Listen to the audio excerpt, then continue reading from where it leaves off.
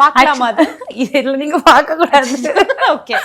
ஏன்னா எவ்வளோ இந்த மந்த் பட்ஜெட் வந்து நிறைய கால் பண்ண வேண்டியவங்க லிஸ்ட்டு இந்த மாதிரி தான். நான் வந்து சைக்காலஜிஸ்டில், ஸோ அந்த டைமில் நிறைய மாஸ்டர் கிளாஸ் எடுப்பேன். ஸோ அதில் இருக்கிறது அதெல்லாம் தான் கொஞ்சம் இந்த காம்படிட்டிவ் எக்ஸாமுக்காக படிச்சிருந்தேன். அது அந்த மாதிரி படிப்பாளியா மேம் நீங்கள்? இடையில கொஞ்சம் இல்லை, யூஸ்வலாக சின்ன வயசுலேருந்து படிக்கும், ஒரு படிக்கிறது பிடிக்கும்.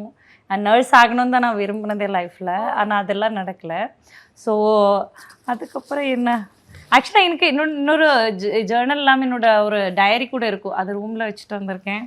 இது என்னோட பர்ஸ், ஹஸ்பண்ட் கொடுத்தது. இதில் காசு தான் இருக்குது, காசு இருக்குது, அவர் ஃபோட்டோ இருக்கும், நிறைய கார்ட்ஸ் இருக்கும், அவங்க ஃபோட்டோ விதவிதமான ஃபோட்டோஸ் இருக்கும். இதை பாருங்க, இதுதான், இது அவரோட பழைய ஃபோட்டோ. ஹஸ்பண்ட் பேர் கொஞ்சம் லாங் நேம், விஸ்வகீர்த்தி மிஸ்ரா. புரட்சி தமிழரின் எழுச்சி பயணம். மக்களை காப்போம், தமிழகத்தை மீட்போம்.